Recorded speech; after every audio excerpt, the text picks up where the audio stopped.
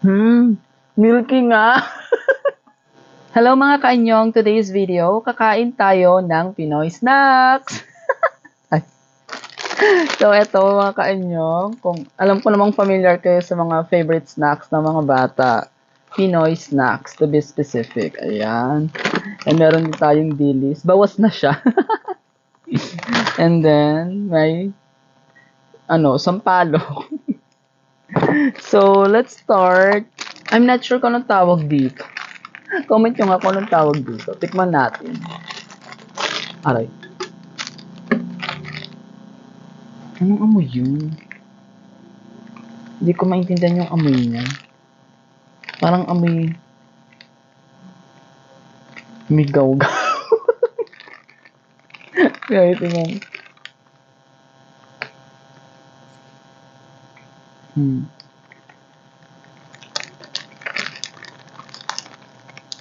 Jelly type siya yung texture. Yung lasa niya, parang lasang gum.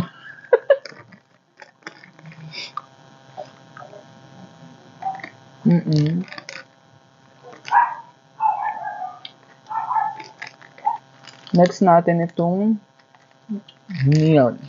Kung talagang gatas ba ang lasa niya. Ang liit naman yan to. Yan.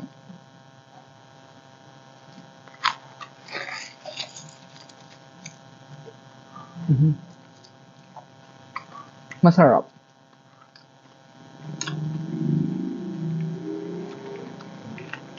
Lasang gatas siya na may asukal na.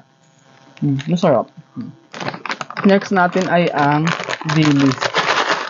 May bawas na. Ano laki yung lasa ng dilis na to? Parang siyang, dilis na may ketchup. Yeah.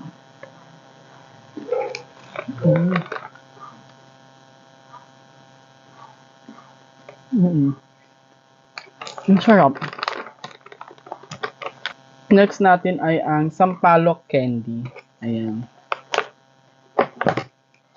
Tikman natin. Masarap kaya siya.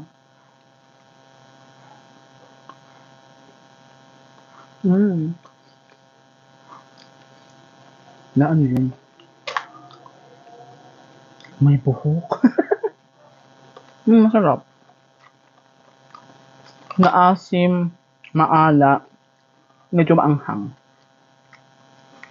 Feeling ko kaya siya maasim kasi dahil bilog-bilog siya, yung yung ginagano, parang clay.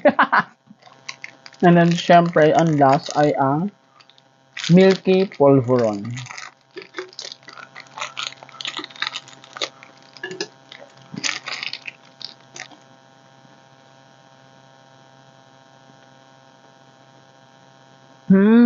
Milky nga.